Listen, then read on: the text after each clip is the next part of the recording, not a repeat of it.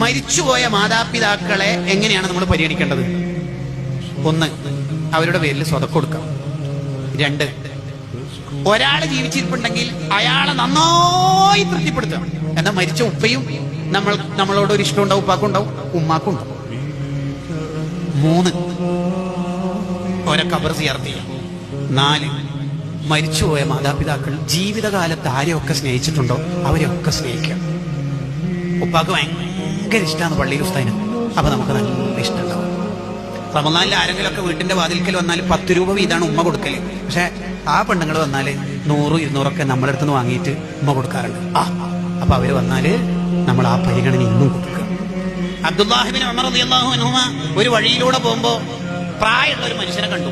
കഴുതപ്പുറത്തുനിന്ന് ഇറങ്ങി ഈ കഴുത അയാൾക്ക് ഹദിയായിട്ട് കൊടുത്തു. തലയിൽ വെച്ച തലപ്പാവ് എന്നിട്ട് അയാൾക്ക് വെച്ചു കൊടുത്തു. സന്തോഷിപ്പിച്ചിട്ട് അയച്ചു. ശിഷ്യന്മാര് ചോദിച്ച്, ഉസ്താദ് എന്താ അവരെ ഭയങ്കരമായിട്ട് ബഹുമാനിച്ചേക്കണത്? ഓർക്ക് എന്തെങ്കിലും പ്രത്യേകത ഉണ്ടോ? ഉണ്ട്. ഉസ്താദിന്റെ തലപ്പാവ് കൊടുക്കണമെന്നുണ്ടെങ്കിൽ വേറെയുണ്ട്. ഈ മുന്തിയ തന്നെ എന്തിനാ കൊടുത്തത്? ഈ വാഹനം തന്നെ, ഇഷ്ടപ്പെട്ട വാഹനം തന്നെ എന്താ കൊടുത്തത്?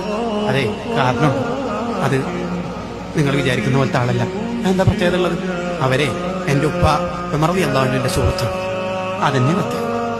ഉപ്പാന്റെ സുഹൃത്തുക്കളെ പരിഗണിക്കൽ ഉപ്പാനെ പരിഗണിക്കല എന്ന് മുത്തനബി പറഞ്ഞിട്ടുണ്ടല്ലോ സല്ലല്ലാഹു അലൈഹി വസല്ലം. ഉമ്മാനോട് ഞാൻ ഒരു കാര്യം പറയട്ടെ. എന്തിനാ നമ്മൾ ഈ കല്യാണ വിഷയത്തിൽ ഭയങ്കരമായിട്ട് മൂത്താപ്പ് ഇടപെടുന്നത്? അയാൾ വല്ല ഫണ്ടായിട്ട് തരുന്നുണ്ടോ?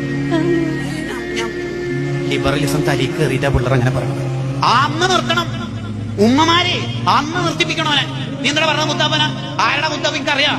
ഉപ്പ പണ്ട് 4 കൊല്ലം അസുഖമായിട്ട് കിടന്നപ്പോ നിങ്ങളെല്ലാം പൊന്നു പോലെ നോക്കിയത് ആ മുത്താപ്പയാ. ഇന്ന് വയസ്സായിട്ട് കിടക്കുമ്പോ എനിക്ക് വിലയില്ലല്ലേ? അന്ന് നിർത്തിക്കൊള്ളണം. മൂത്തമ്മ ഇളയമ്മമാരോടുള്ള പരിഗണന പഠിപ്പിക്കേണ്ടത് ഉമ്മയാന്ന്.